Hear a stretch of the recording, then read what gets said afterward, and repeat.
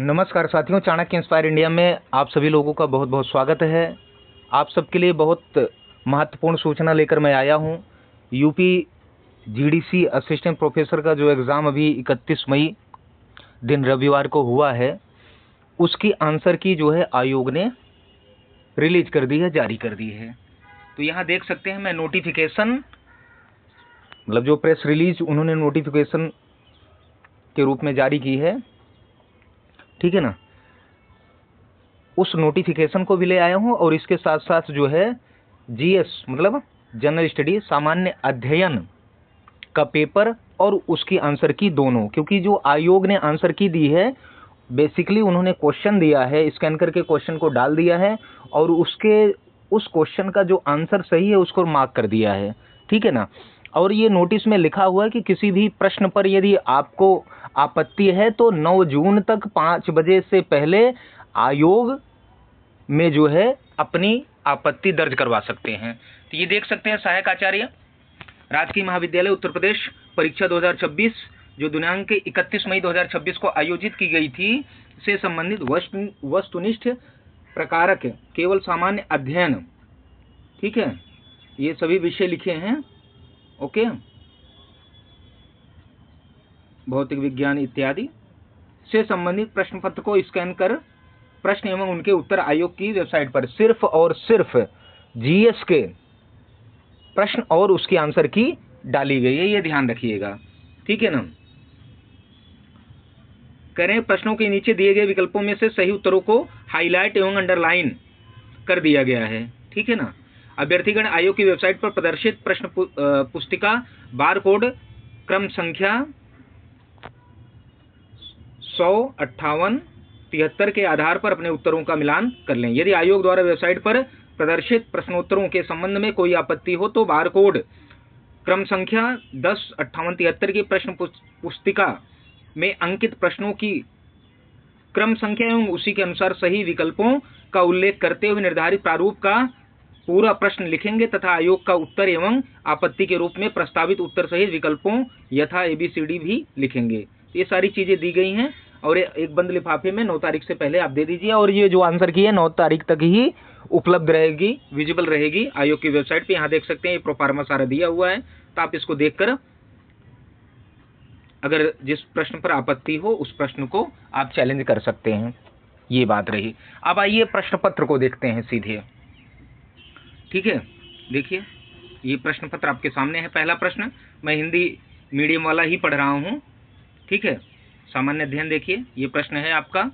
लिखा है स्वास्थ्य की परिभाषा जिसे संपूर्ण शारीरिक, मानसिक और सामाजिक कल्याण अवस्था के रूप में देखा जाता है और जो केवल रोग और दुर्बलता की अनुपस्थिति नहीं है, दी गई है। क्या है? FAO द्वारा दी गई है, यूनिसेफ द्वारा दी गई है, या WHO द्वारा दी गई, या UNDP द्वारा दी। देखिए सही विकल्प इसमें C है, WHO द्वारा, ठीक है। मैं सीधा प्रश्न पढ़ूंगा, उसका विकल्प बताऊंगा, तीनों चारों मतलब सारे विकल्पों को डिस्कस नहीं करूंगा, ठीक है।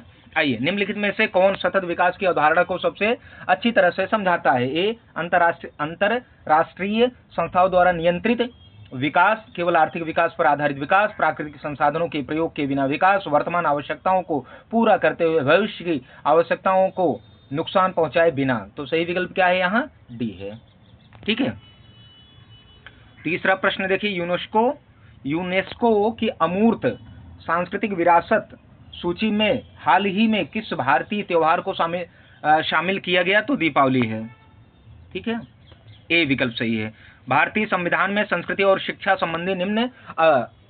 संबंधी अधिकार निम्न द्वारा प्रदान किया गया है। तो सही विकल्प क्या है? B, ठीक है, अनुच्छेद 19 और अनुच्छेद 30 द्वारा। आइए, सार्वजनिक ऋण के पुनर्भुगतान के लिए आजकल प्रयुक्त शब्दावली जिसे प्राथमिकता दी जाती है वह है स्थानांतरण स्थगन। D विकल्प सही है, ठीक है। आइए, क्वेश्चन नंबर 6 देखिए, निम्नलिखित में से कौन सा सही सुमेलित नहीं है? शिक्षा आयोग दिया गया, उसके सामने उसके ईयर दिए हैं, तो पहला विकल्प जो है वो नहीं सही है। A विकल्प इसका सही उत्तर है, ठीक है ना। क्वेश्चन नंबर 7 देखिए, कॉफी की कौन सी किस्म जो शुरू में यमन से लाई गई थी भारत में उत्पादित की जाती है और दुनिया भर में उसकी बहुत मांग है? तो अरेबिका, विकल्प D, ठीक है। भारतीय राष्ट्रीय कांग्रेस का पहला अधिवेशन कब और कहाँ हुआ तथा इसमें कितने प्रतिनिधियों ने भाग लिया? तो सही विकल्प है ए। ठीक है, क्वेश्चन नंबर 9 देखिए, अंतर्राष्ट्रीय अंतरिक्ष स्टेशन की यात्रा करने वाले भारतीय अंतरिक्ष यात्री हैं? ए शुभांशु शुक्ल। शुक्ला लिखा है, मूर्ख है, शुक्ल होना चाहिए, शुक्ला लिखा हुआ है।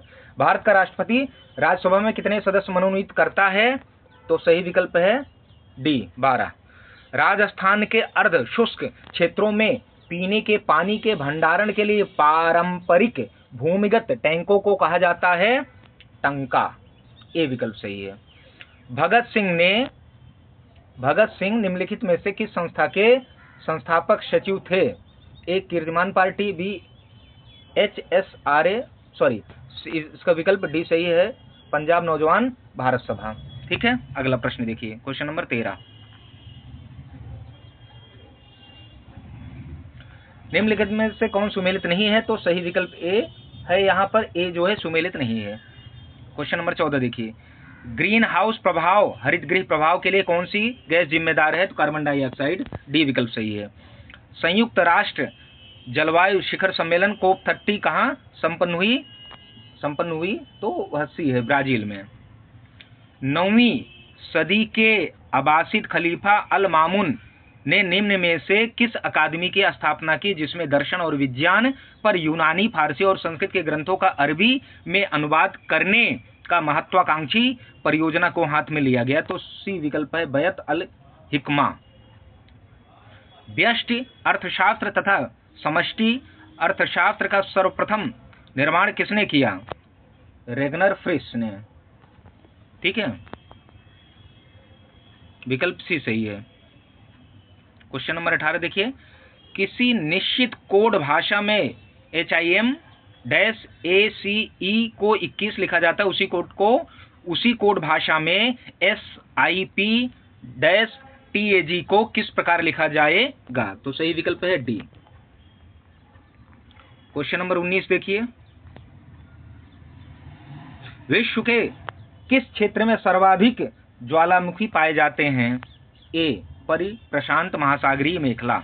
आइए, भारत के वर्तमान मुख्य न्यायाधीश के संदर्भ में निम्नलिखित कथनों पर विचार कीजिए। ठीक है, यहाँ देखिए, तो सही यहाँ देखिए, न्यायमूर्ति सूर्यकांत भारत के वर्तमान मुख्य न्यायाधीश हैं। दूसरा है सूर्यकांत भारत के 52वें मुख्य न्यायाधीश हैं। तो विकल्प ए सिर्फ मतलब एक सही है, तो सी सही है यहाँ विकल्प। ठीक है, क्वेश्चन नंबर 21 देखिए, दारा शिकोह के 52 उपनिषदों का फारसी भाषा में अनुवाद किस शीर्षक से किया? ए है सही, सिरे अकबर। विकसित भारत गारंटी रोजगार आजीविका मिशन ग्रामीण अधिनियम 2025 VBG रामजी बिल 2025 मनरेगा की तुलना में एक महत्वपूर्ण उन्नयन का प्रतिनिधित्व करता है, क्योंकि मनरेगा में अब देखिए क्या है, संरचनात्मक कमजोरियां, ग्रामीण रोजगार बढ़ाने में असमर्थ, पारदर्शिता और योजना का अभाव, जो भी है इसमें विकल्प ए सही। उपरोक्त सभी इसमें इसके अंतर्गत आ गए, विकल्प ए सही इसका। ठीक है ना। क्वेश्चन नंबर 23 देखिए, कौन सा संवैधानिक प्राधिकार 10वीं अनुसूची के तहत लोकसभा सांसदों की अयोग्यता का निर्धारण करता है? तो ए लोकसभा अध्यक्ष करता है। ठीक है, क्वेश्चन नंबर 24 देखिए, सिख धर्म के संस्थापक गुरु नानक देव या गुरु नानक जी का जन्म कब और कहां हुआ था? तो 1489 तलवंडी में। विकल्प डी यहां सही है। तो शायद इसका सी सही होगा, क्या पता नहीं, इसको देखना पड़ेगा। ठीक है, 69 शायद था। ठीक है, एक बार आप मिला लीजिएगा, क्योंकि कुछ गलत हो सकते हैं, ऐसा नहीं कि आयोग पूरा सही दे। मिसेज यूनिवर्स का ताज जीतने वाली प्रथम भारतीय महिला है? सुमोना चटर्जी, शेरी सिंह, विकल्प यहाँ बी सही है, शेरी सिंह। क्वेश्चन नंबर 26, पृथ्वी की उत्पत्ति से संबंधित निहारिका परिकल्पना किसने प्रस्तुत की? लॉप्लास ने। सी विकल्प सही है। निम्नलिखित भारत के प्रधानमंत्री को उनके कार्यकाल के कालानुक्रमिक क्रम में व्यवस्थित करिए। 1 2 4 3, 1 2 4 3, सबसे लास्ट में देवगौड़ा थे। सही विकल्प है आपका डी। नीचे दिए गए नीचे दो कथन दिए गए हैं, जिसमें से एक को अभिकथन ए, दूसरे को कारण आर कहा गया है। ठीक है ना। तो अब इसमें देखिए, अभिकथन है खादर मिट्टी बांगर मिट्टी की तुलना में अधिक उपजाऊ होती है। आर है खादर नई जलोढ़ मिट्टी है जिसमें महीन कणों की सांद्रता अधिक और कंकड़ ग्रंथियां कम होती हैं। नीचे दिए गए सही कूट का सही चुनाव करिए। तो इसमें आपका सही विकल्प है सी। ए और आर दोनों सही है और आर ए की सही व्याख्या है। क्वेश्चन नंबर 29 देखिए, और 30 दोनों इसी में है। जब लेड नाइट्रेट पाउडर को एक क्वथन नली में गर्म किया जाता है तो भूरे रंग में फ्यूम्स निकलती है। ये फ्यूम्स हैं, क्या है? NO2 nitrogen oxide. रिक्त स्थान की पूर्ति कीजिए। तो ये है रिक्त स्थान OA होगा। ठीक है। तो ये सभी GS के 30 प्रश्नों का यहाँ उत्तर दिया गया है। जिस प्रश्न में आपको डाउट हो उस प्रश्न को आप चैलेंज कर सकते हैं आयोग के सामने में। ठीक है ना, समझ पा रहे हैं? और कब तक करना है? कब तक करना है? तो 9 तारीख को शाम 5 बजे से पहले करना है। ठीक है ना। तो ये सारी सूचना है। इस प्रकार की समस्त सूचनाओं के लिए आप जो है चाणक्य इंस्पायर इंडिया को क्या करें? सब्सक्राइब करते रहें। देखिए, मैं आपसे इस प्रश्न के बारे में बता ही रहा था। अब आप लोग यहाँ देख सकते हैं, जो गुरु नानक देव जी का जन्म के बारे में, सिख धर्म के संस्थापक गुरु नानक जी का जन्म कब हुआ था?